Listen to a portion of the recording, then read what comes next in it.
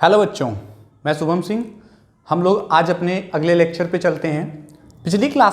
पिछले लेक्चर में हम लोगों ने सॉल्यूशन में मोलैरिटी पार्ट फर्स्ट कंप्लीट कर लिया है। बेटा देखो एकदम ध्यान से, मोलैरिटी पार्ट फर्स्ट पिछले लेक्चर में कंप्लीट कर चुके हैं, यानी हमें मोलैरिटी के फर्स्ट सेक्शन से अभी कोई प्रॉब्लम नहीं होनी चाहिए।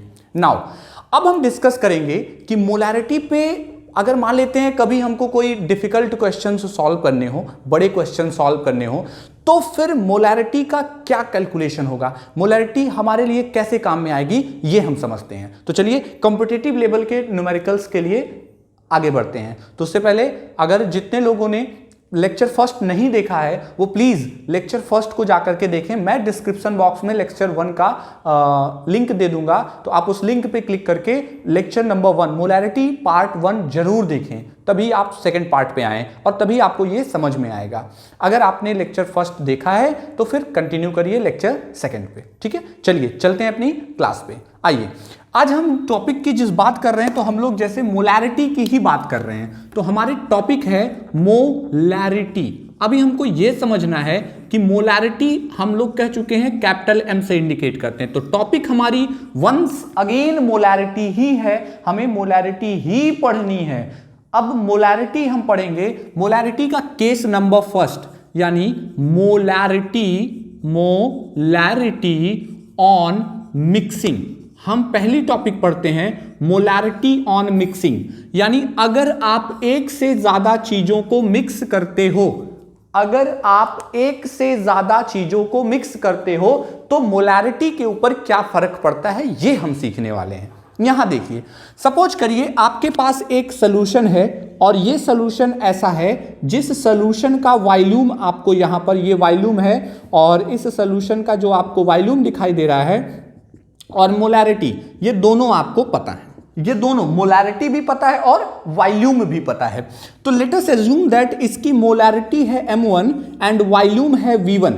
मोलैरिटी है m1, वॉल्यूम है v1, तो ये मोलैरिटी m1 हो गई और वॉल्यूम v1 हो गया। अच्छा, हमारे पास एक और सॉल्यूशन है, एक और सॉल्यूशन है, ये है नया, इसी का नया सॉल्यूशन है। तो अब हम इसको मान लेते हैं ये सॉल्यूशन हमारा A हो गया। अब ऐसे ही हमारे पास एक सॉल्यूशन B है, तो सॉल्यूशन B में ये देखिए ये आपके पास हो गया लिक्विड मटेरियल का, यानी लिक्विड कंपोनेंट हो गए। अब इसके अंदर इसकी मोलैरिटी जो है वो है m2 और वॉल्यूम है v2। हम ऐसा भी कर सकते हैं, अब हमारे पास ये दो सॉल्यूशन हो गए, इसको मैंने A बोला है और इसको मैंने B बोला है। अब हम क्या करते हैं, अब हम अपने इस सॉल्यूशन A को और इस सॉल्यूशन B को मिक्स करते हैं, तभी तो बोले हैं मोलैरिटी ऑन मिक्सिंग, तभी तो बोले हैं मोलैरिटी ऑन मिक्सिंग। तो अगर मैं ऑन मिक्सिंग की बात करूं तो यहां पर ये देखिए आपके सामने ये सॉल्यूशन बनेगा और इस सॉल्यूशन में ये A और B को मिला देंगे, तो A और B को मिला दिए, ये आपका नया सॉल्यूशन बन गया। ठीक है, समझ में आ गई बात। यानी मैं इस पे प्लस लगा दूं, ये आपका ये भी इसी के अंदर है और ये भी इसी के अंदर है। इस तरीके से हमने सॉल्यूशन A और B को मिक्स कर दिया। अब सॉल्यूशन A B को मिक्स किए तो ये आपका हो गया A प्लस B, यानी मिक्सिंग हो गई। अब इसका वॉल्यूम मान लेते हैं VR है और मोलैरिटी जो है वो MR है। ध्यान सुनिएगा, वॉल्यूम को एज्यूम कर लेते हैं VR है और मोलैरिटी को एज्यूम कर लेते हैं VR है, तो ये हो गया VR और ये हो गया MR। अब एक बात बताइएगा बेटा, अगर कोई पूछे कि भाई ये बताओ कि ये MR कैसे कैलकुलेट करोगे, यानी अब आप अपने इस नए सॉल्यूशन को जो आपने बनाया है, जो भाई आप मान लीजिए लैब में थे, आप सोचिए आप केमिस्ट्री लैब में थे और आपने अपना एक सॉल्यूशन बना के तैयार किया था, एक सॉल्यूशन बना के तैयार किया था।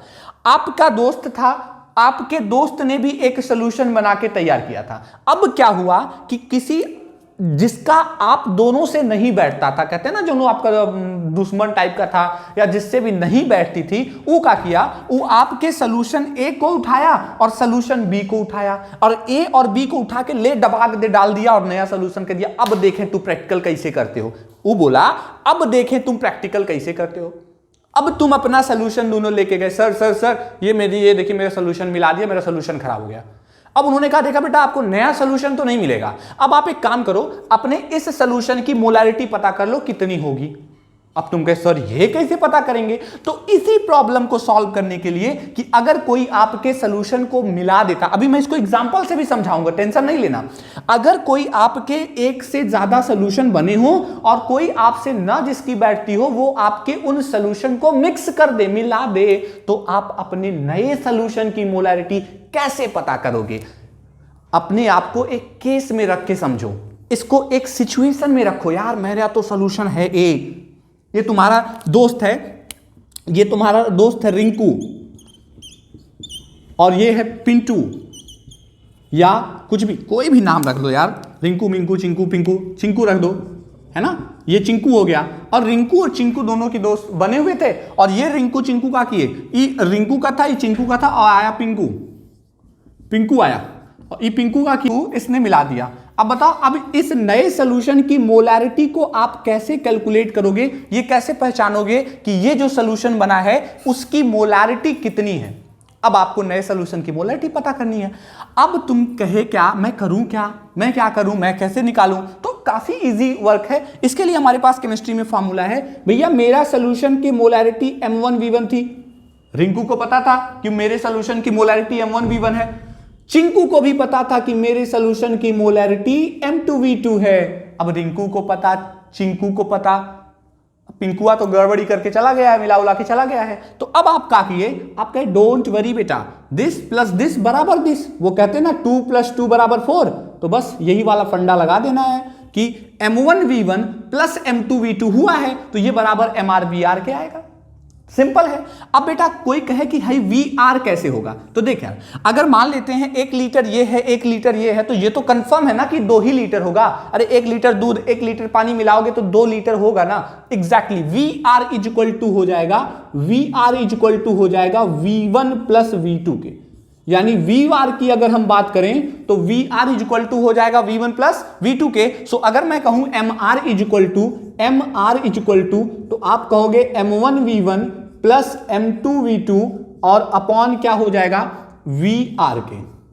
ठीक है, तो इस तरीके से MR = क्या हो जाएगा, MR = हो जाएगा M1V1 + M2V2 अपॉन VR, और VR की जगह क्या लिख सकते हो, V1 + V2।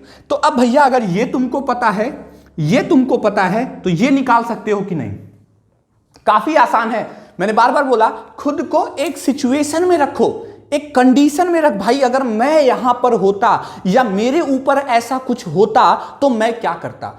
तुम्हारा सॉल्यूशन है, तुम अपने रिंकू चिंकू पिंकू छोड़ो, आपका जो भी दोस्त है, आप अपने दोस्त को और अपने को कंसीडर करके चलो कि ये मेरा सॉल्यूशन था जिसकी मोलैरिटी और वॉल्यूम मुझे पता था, आपका दोस्त है उसकी मोलैरिटी वॉल्यूम पता है, कोनो काम से दोनों बाहर गए, आपका दुश्मन आया और खटाक से ए और बी को मिला दिया, आपका नया सॉल्यूशन बना दिया। अब आप आए, अब आप क्या करें? तो एज अ केमिस्ट्री स्टूडेंट आपका काम है कि आपके नए सॉल्यूशन की मोलैरिटी कितनी होगी ये पता करना। तो आप अपने नए सॉल्यूशन की मोलैरिटी कैसे निकालोगे, ये निकल के आपको बात समझ में आ गई होगी कि आप अपने नए सॉल्यूशन की मोलैरिटी को कैसे कैलकुलेट करोगे।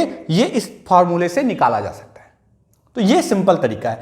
अब इसको मैं आपको एक एग्जांपल लेता हूं और उस एग्जांपल पे पुट करके बताता हूं कि बेटा कैसे आप अपने सॉल्यूशन की मोलैरिटी को आइडेंटिफाई करोगे। आइए देखते हैं, आप ध्यान से सुनिएगा। अगर मैं कहूं कि आपके सॉल्यूशन है, एक ऑक्सैलिक एसिड होता है, ध्यान से सुनिएगा, एक कौन होता है, ऑक्सैलिक एसिड होता है। तो लेट अस एज्यूम दैट, मान लीजिए कि एक सॉल्यूशन फर्स्ट है, ये आपका सॉल्यूशन फर्स्ट है जिसकी मोलैरिटी हम मान लेते हैं, मोलैरिटी M/20 है। ये मैं समझा चुका हूं M/20 का क्या मतलब है। मोलैरिटी M/20 है और जो वॉल्यूम है, वॉल्यूम ये M1 में ऐसे लिख दूं, M1 = 1/20 और V1 = मैं ले लेता हूं 500 ml। सपोज करो V1 = 500 ml, M1 = 20। अब ऐसे ही आपके पास एक सॉल्यूशन सेकंड है, सॉल्यूशन सेकंड है, और सेकंड सॉल्यूशन की मोलैरिटी मान लेते हैं M2 = 1/40 है, और V2 जो है वो मान लेते हैं हम 1000 ml है। लेट अस एज्यूम 1000 ml है। अब ये आपका सॉल्यूशन A हो गया और ये सॉल्यूशन B हो गया, दोनों था। अब कौनो आया और इन दोनों को मिला दिया, मिलाने के बाद एक नया सॉल्यूशन बनाया C, नया सोल्यूशन बन गया क्या, C बन गया, और C में अभी मोलैरिटी पता नहीं कितनी होगी, जबकि वॉल्यूम तो कंफर्म है बेटा। V3 में बोल दूं अगर इसको, तो V3 is equal to 500 plus 1000 यानी 1500 ml ये हो जाएगा, 1500 ml हो जाएंगे, इसमें कोई डाउट नहीं है। वॉल्यूम तो ये होगा, भाई क्या होगा ये पता नहीं है। अब इसको ऐसा नहीं कर सकते तुम क्या 1/20 प्लस 1/40 ऐसे करके वॉल्यूम नहीं निकाला जा सकता, ये गलत हो जाएगा। तो हम अपने नए सॉल्यूशन का मोलैरिटी कैसे कैलकुलेट करेंगे, इसी के लिए वो फॉर्मूला आपको बताया था, यानी M1V1 plus M2V2 is equal to हो जाएगा MRVR के। ध्यान से देखना है, MRVR मैं थोड़ा सा चेंज करता हूं, MR इज इक्वल टू क्या हो जाएगा, M1 कितना है, M1 है 1/20, V1 कितना है, V1 है 500 प्लस M2 कितना है 1/40, V2 कितना है 1000। बात समझ में आ रही है। अब अगर मैं इसको सिंप्लीफाई करना चाहूं, मतलब सिंपल करना चाहूं, तो 25 जा कितना होता है, इसको अगर मैं कैंसिल करना चाहूं 21 जा 22 जा 40 यहां पे बचेगा 10 25, 25 टाइम में कैंसिल हो जाएगा। अच्छा हाँ, एक बात ध्यान रखना, नीचे V3 है 1500। अब ऐसे ही अगर मैं इसको कैंसिल करूं तो एक 0 से एक 0 कैंसिल कर दो, और अगर मैं इसको कैंसिल करूं 4 1 जा 4, 25 ये भी आ जाएगा। तो इसका मतलब MR इज इक्वल टू आ जाएगा 25 प्लस 25 यानी 50, और नीचे है 1500, एक 0 से एक 0 कैंसिल कर दो, 5 1 जा 5, 5 3 जा 15 30, यानी एक सिंपल सी बात है बेटा, 1/1 कितना आ जाएगा 30, 1/30 ये this is the molarity of your new solution. आपके नए सोल्यूशन की मोलैरिटी निकल गई M/30। पहला कितना था M/20, दूसरा कितना था M/40, नए सोल्यूशन कितना होगा M/30। अब क्या करना है यार, ये फॉर्मूला आपके काफी हेल्पफुल होने वाला। यानी अगर कभी भी आपको क्वेश्चंस में दो सॉल्यूशन को मिक्स करने के बाद किसी भी नए सॉल्यूशन की मोलैरिटी अगर निकालनी हो, तो आपको क्या करना है, अपने दोनों सॉल्यूशन के मिला करके ये वाला फॉर्मूला अप्लाई करके आप अपने नए सॉल्यूशन की मोलैरिटी निकाल सकते हो। बेटा गारंटी से बोल रहा हूं, कभी भी अप्लाई करना, कोई प्रॉब्लम नहीं आएगी, 100% सक्सेसफुल रिजल्ट मिलेगा आपको, और आप अपने नए सॉल्यूशन की मोलैरिटी आसानी से कैलकुलेट कर पाओगे, मुझे लगता है। अच्छा, मैं इसलिए बोल रहा हूं कि लेक्चर फर्स्ट पहले देख लेना बेटा, लेक्चर फर्स्ट डेफिनेटली देख लेना। मैं डिस्क्रिप्शन बॉक्स में लेक्चर फर्स्ट का लिंक दे दूंगा, क्योंकि अगर लेक्चर फर्स्ट नहीं देखे हो तो ये मोलैरिटी कैसे कैलकुलेट करते हैं, कैसे आती है, ये बातें आपको नहीं समझ में आएगी, फिर आगे की बात ही खत्म हो जाएगी। तो इसलिए देख लेना, ये कैसे आता है, ये कैसे आता है, ये सब हम लोग पीछे पढ़ चुके हैं। तो फिर ये नए सोल्यूशन की मोलैरिटी कैसे निकालते हैं, इसमें कोई प्रॉब्लम आपको नहीं होने वाली है, ये पक्का मेरी गारंटी है। तो आपको ये समझ में आ गया, क्या समझ में आ गया, मिक्सिंग मतलब मोलैरिटी आप अगर मिक्स करते हो तो ये कैसे होगा, इसमें अब आपको कोई प्रॉब्लम नहीं है। नेक्स्ट अब हमारा है मोलैरिटी ऑन मिक्सिंग के बाद molarity on dilution. Molarity on dilution क्या होता है, चलिए उस पर फोकस करते हैं कि what is the molarity of a solution on dilution. तो चलिए देखिए मोलैरिटी ऑन डाइल्यूशन, इसमें कोई दिक्कत नहीं होगी, आई थिंक ये सबको समझ में आ गया होगा। चलिए अब अगर मैं कहूं कि मोलैरिटी ऑन डाइल्यूशन क्या होता है, तो आप बताइए मोलैरिटी ऑफ ऑन डाइल्यूशन क्या होगा, खुद बताओ। डाइल्यूशन से मतलब क्या होता है, डाइल्यूशन से मतलब होता है डाइल्यूट करना। यार घर पे सोचो, इमेजिन करो अगर आपके घर पे कोई शरबत बना दे, चीनी और पानी का घोल बना दे, गाढ़ा हो जाए, मीठा ज्यादा हो जाए, तो कहते हैं ना भाई थोड़ा सा पानी मिला के हल्का कर दो, डाइल्यूटेड कर देना। किसी भी चीज में पानी मिला देना, पानी से मतलब है सॉल्वेंट मिला देना। सॉल्यूशन की टर्मिनोलॉजी में बोलें तो किसी भी सॉल्यूशन में सोल्यूट की क्वांटिटी नहीं, सॉल्वेंट की क्वांटिटी को अगर आप बढ़ाते चले जाते हैं तो इस प्रोसेस को डाइल्यूशन कहते हैं।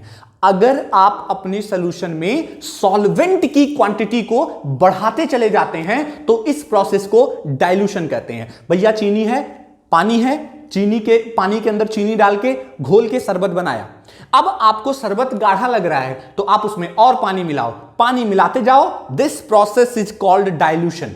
यानी पहले से हमारे पास एक सॉल्यूशन होगा जिसकी मोलैरिटी और वॉल्यूम हमको पहले से पता होगी, ठीक है, बात समझिएगा। मोलैरिटी और वॉल्यूम दोनों पहले से पता होगी।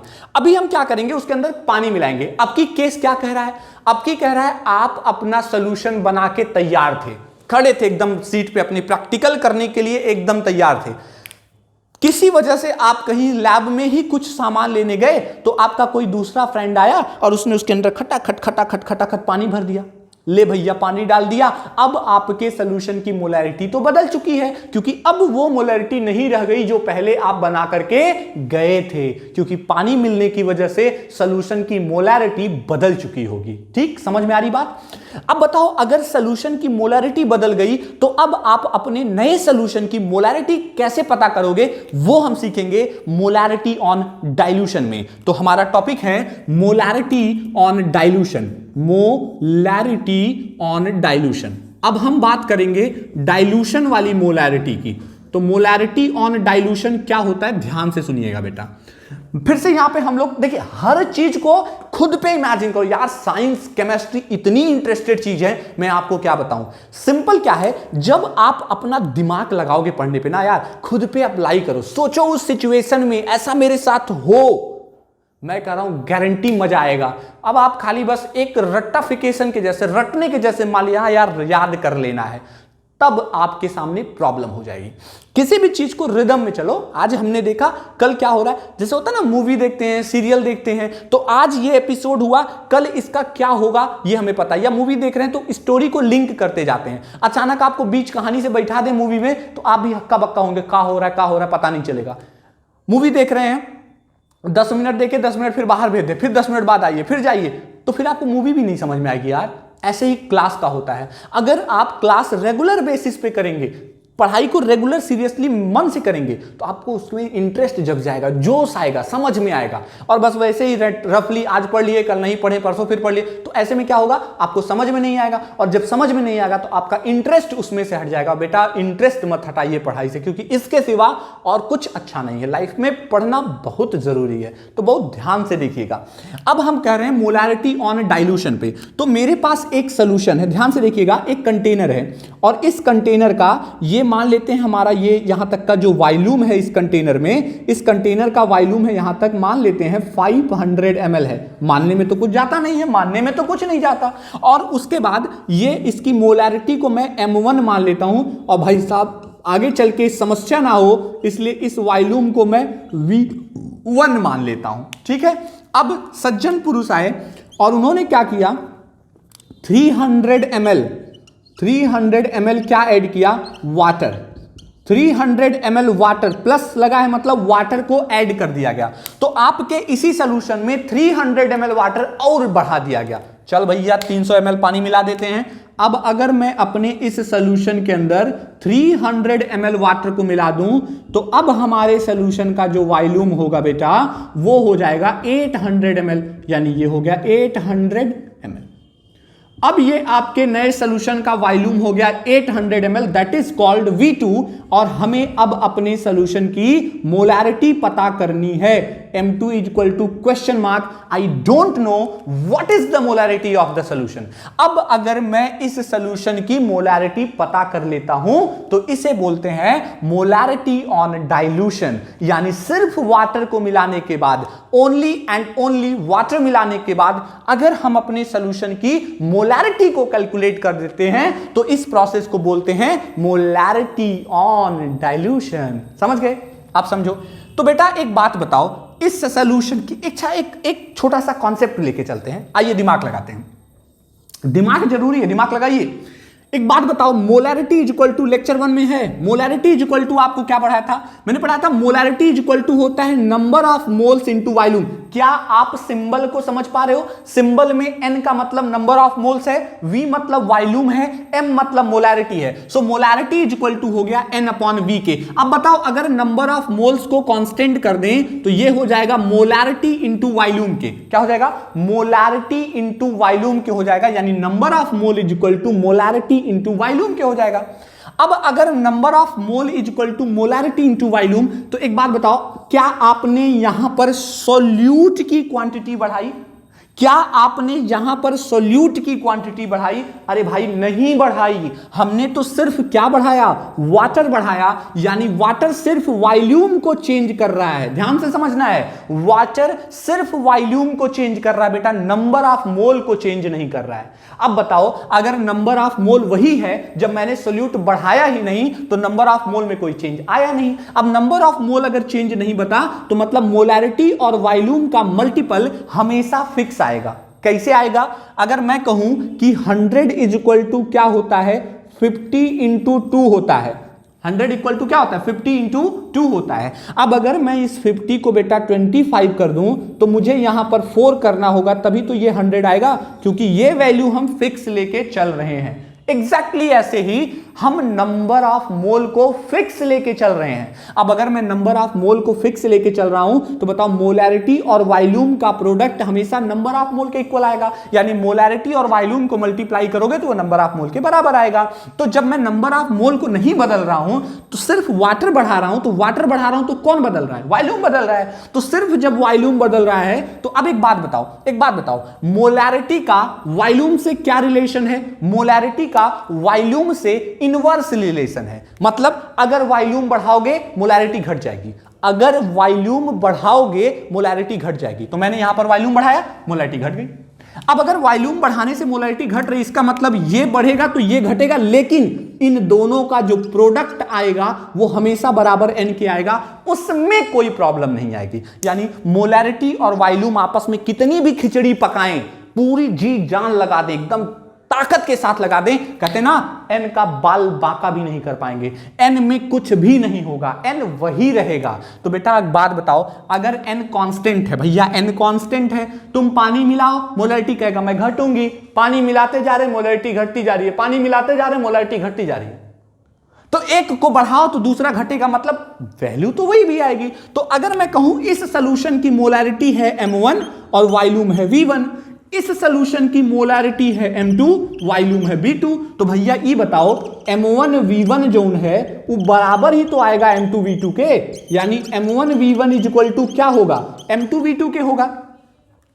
अब अगर m1 और v1 बराबर m2 v2 के होगा तो बेटा m2 बराबर क्या हो जाएगा, m1 v1 अपॉन v2 हो जाएगा, m1 v1 अपॉन v2। अब ये जरूरी नहीं है कि सिर्फ m1 v1 बराबर m2 v2 हो जाए, ये ऐसे भी हो सकता है m1 v1 बराबर m2 v2 बराबर m3 v3 बराबर mr vr, कुछ भी ले सकते हैं, है ना, कितना भी ये जा सकता है। ऑलवेज एक को जैसे बढ़ाओगे दूसरा सिस्टमैटिकली वैसे कम होता जाएगा, लेकिन बेटा उन दोनों का प्रोडक्ट हमेशा सेम आएगा, कभी कुछ नहीं बदलेगा। बस यही कॉन्सेप्ट आपको फंडा पाना है। यानी अगर आप डाइल्यूशन करते हो, अगर आप उसके अंदर मिलाते हो तो उसमें जो फॉर्मूला बनेगा वो m1 v1 is equal to क्या बन जाएगा, m2 v2 बन जाएगा। दैट्स इट, इसमें कोई कंफ्यूजन नहीं होनी चाहिए, इसमें कोई कंफ्यूजन नहीं होनी चाहिए। ये सिंपल सा फंडा है बेटा, एकदम याद रखने वाली बात है।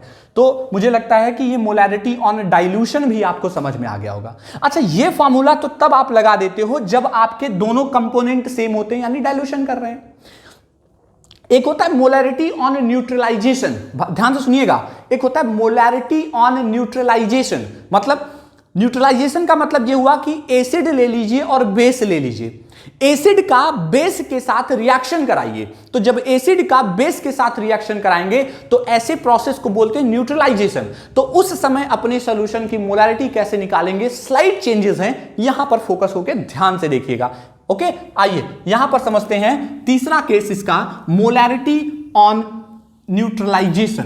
मोलैरिटी ऑन न्यूट्रलाइजेशन मतलब अगर हम कोई या हम कह सकते हैं in titration, molarity on titration, तो क्योंकि टाइट्रेशन से ही बेसिकली लिया जाता है, तो हम कहते हैं मोलैरिटी ऑन टाइट्रेशन। तो मोलैरिटी ऑन टाइट्रेशन पे काम करते हैं। ये कैसे काम करता है, अब सपोज करिएगा आपके पास एक सॉल्यूशन है ऑक्सैलिक एसिड का। इमेजिनेशन बहुत इंपॉर्टेंट है। एक ऑक्सैलिक एसिड है, अब ऑक्सैलिक एसिड का फॉर्मूला होता है COOH.2H2O, that is the formula of oxalic acid. अब इस ऑक्सैलिक एसिड का रिएक्शन हम कराते हैं NaOH के साथ। किसके साथ कराते हैं? NaOH के साथ कराते हैं। तो थोड़ा सा देखो ना, ई एसिड हाई का है बेटा, हाई है बेस, हाई का है बेस, हाई का है एसिड। तो एसिड का रिएक्शन होगा बेस के साथ। एसिड रिएक्ट विथ बेस, तो जब एसिड और बेस का रिएक्शन होगा तो बनाएगा COONA एंड प्लस Na निकल गया तो बचा OH और इसका H मिलके बनाएगा H2O। थोड़ा सा रिएक्शन को बैलेंस करते हैं। रिएक्शन को क्या बनते हैं? बैलेंस। इसे बोलते हैं सोडियम ऑक्सलेट, सोडियम ऑक्सलेट, ठीक है, ऑक्सलेट। ये सोडियम ऑक्सलेट बन गया, जो कि ये क्या है? सॉल्ट है ना, और ये क्या बन गया? वाटर। तो सिंपल सी बात है, एसिड बेस रिएक्शन हो गया। तो बैलेंस करने के लिए अगर मैं यहां पर 2 लगा दूं तो 2 यहां से और 2 ये 4, टोटल 4 वाटर मॉलिक्यूल बाहर हो जाएंगे। ये रिएक्शन बैलेंस हो गया। अब मैं कहता हूं कि इस सॉल्यूशन का जो वॉल्यूम सपोज का है वो 25 ml है। कितना है? 25 ml है। और इस सॉल्यूशन की मोलैरिटी हम मान लेते हैं m/20 है, यानी 1/20 है। ऐसे ही इस सॉल्यूशन का वॉल्यूम हमने सपोज कर लिया 20 आ गया, 20 ml आ गया, और इस सॉल्यूशन की मोलैरिटी हमको कैलकुलेट करनी है। तो अगर मुझे अब नए सॉल्यूशन की मोलैरिटी इसकी निकालनी है, NaOH की मोलैरिटी निकालनी है, कितनी आएगी, तो हमको क्या करेंगे?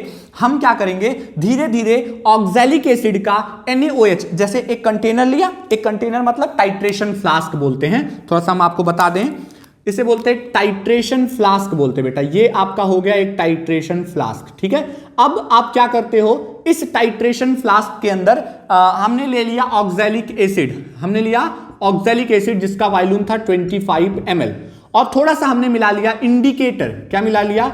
इंडिकेटर। हम मिला लेते हैं इंडिकेटर। इंडिकेटर इसलिए मिलाएंगे ताकि वो बता सके, हम आपको किसी अगले लेक्चर में एक प्रैक्टिकल पे बेस्ड लेक्चर बनाएंगे, आपको प्रैक्टिकल के बारे में समझाएंगे और उसमें बताएंगे कि इंडिकेटर का क्या काम होता है। मैं इसका टाइट्रेशन आपको वीडियो बनाऊंगा जिसमें आप वो टाइट्रेशन देख सकेंगे कि वो टाइट्रेशन कैसे होता है। तो 25 ml ये ले लिया और इसके अंदर हमने मिला दिया इंडिकेटर, और इंडिकेटर को मिलाने के बाद हमने इसके अंदर ड्रॉप वाइज ड्रॉप NaOH मिलाना स्टार्ट किया। अब एज्यूम कर लीजिए कि जब 20 ml NaOH इसके अंदर गिर गया तो एसिड और बेस दोनों एक दूसरे से पूरी तरीके से रिएक्ट होके क्या बना दिए? सॉल्ट बना दिए। अब क्लास 10th स्टैंडर्ड में भी आपने एसिड बेस पढ़ा है, तो एसिड का बेस से रिएक्शन हुआ और पूरी तरीके से सॉल्ट बन गया, यानी 20 ml NaOH और 25 ml ऑक्सैलिक एसिड जब मिले तो पूरा सोल्यूशन न्यूट्रलाइज हो गया। ना तो अब उसके अंदर एसिड बचा है, ना उसके अंदर बेस बचा है, तो ये हमारा सॉल्यूशन बनके तैयार हो गया। तो बेटा ऐसे केस में क्या होगा? अब हमको इसकी मोलैरिटी चाहिए, तो अब आप ये डायरेक्ट फार्मूला नहीं लगाएंगे। अब क्या करेंगे? अब आपका जो फार्मूला बनेगा वो पहला होगा M1V1 और ये बराबर होगा M2V2 के, बट यहां पर आपको लगाना होगा N1 और यहां पे लगाना होगा N2। ये फार्मूला बनेगा। बात समझिएगा, यहां पर N1 बताएगा number of mole of oxalic acid, N2 बताएगा number of mole of NaOH। तो ये मान लेते हैं, हम इसके सामने लिख देते हैं ऑक्सैलिक एसिड, तो इसके सामने लिख देते हैं NaOH। तो इस वाले में मोलैरिटी और वॉल्यूम इसका लिखना है, इस वाले में मोलैरिटी वॉल्यूम इसका लिखना है। तो मोलैरिटी निकालना है तो इनको साइड चेंज करके निकाला जा सकता है। अब कहेंगे ये N1 और N2 क्या है, तो यहां पर मैं बता दूं, इसके सामने 1 मोल है तो N1 की वैल्यू 1 हो जाएगी, लेकिन इसके सामने 2 है तो N2 की वैल्यू 2 हो जाएगी। अब ये जरूरी नहीं है कि हर बार हमारे पास NaOH और ऑक्सैलिक एसिड ही हो, ये कहानी बदली जा सकती है। लेकिन जब भी दो अलग अलग लोगों को मिलाया जाए और मिलाने के बाद उनमें से किसी एक का पूछे, यानी ऑन टाइट्रेशन की बात कर रहे हैं, तो आप ये वाला फॉर्मूला लगाएंगे मोलैरिटी कैलकुलेट करने के लिए। आपको मैं बता चुका हूं कितने टाइप के फॉर्मूले लगाने मोलैरिटी कैलकुलेट करने के लिए। तो इस तरीके से आपका ये मोलैरिटी वाला सेगमेंट कंप्लीट हुआ। आपको मैंने बताया सिंपल मोलैरिटी कैसे करते हैं, मोलैरिटी की यूनिट्स क्या होती है, सेंटी, डेसी, मिली, ये सब क्या कहते हैं, मोलैरिटी ऑन डाइल्यूशन क्या होता है, मोलैरिटी ऑन मिक्सिंग क्या होती है। तो बाय दिस वे ये पूरा मोलैरिटी सेगमेंट आपका कंप्लीट होता है। Except numerical point of view. तो हम लोग न्यूमेरिकल का भी पॉइंट करेंगे, पहले ये थ्योरी वाला कंसेप्ट आपका क्लियर हो जाना चाहिए, ठीक है। तो इसको अच्छे से नोट डाउन करेंगे, समझ लेंगे, फिर मिलते हैं अपने अगले लेक्चर में जहां पर हम मोलालिटी को पढ़ना सीखेंगे। मोलालिटी क्या होती है वो समझेंगे, ठीक है। तो इसको अच्छे से रिकॉल करके रिवाइज करके समझ लेंगे। मिलते हैं अपने नेक्स्ट लेक्चर में। तो ऐसे बच्चे जिन्होंने चैनल सब्सक्राइब कर लिया उनके लिए कोई प्रॉब्लम नहीं है, वो उनके लिए थैंक्स। जो नहीं किए हैं वो प्लीज चैनल को सब्सक्राइब करके जाइए, और वीडियो अगर आपको पसंद आया हो तो लाइक करके जाइएगा। और अगर इसमें आपको कोई प्रॉब्लम हो, कुछ ना समझ में आया हो, तो कमेंट सेक्शन में बता के जाइएगा, सर यहां नहीं समझ में आया। मैं पूरी प्रयास करूंगा आपको उस प्रॉब्लम को सॉल्व करने का आपके उसी कमेंट सेक्शन में। तब तक के लिए थैंक यू, गुड बाय।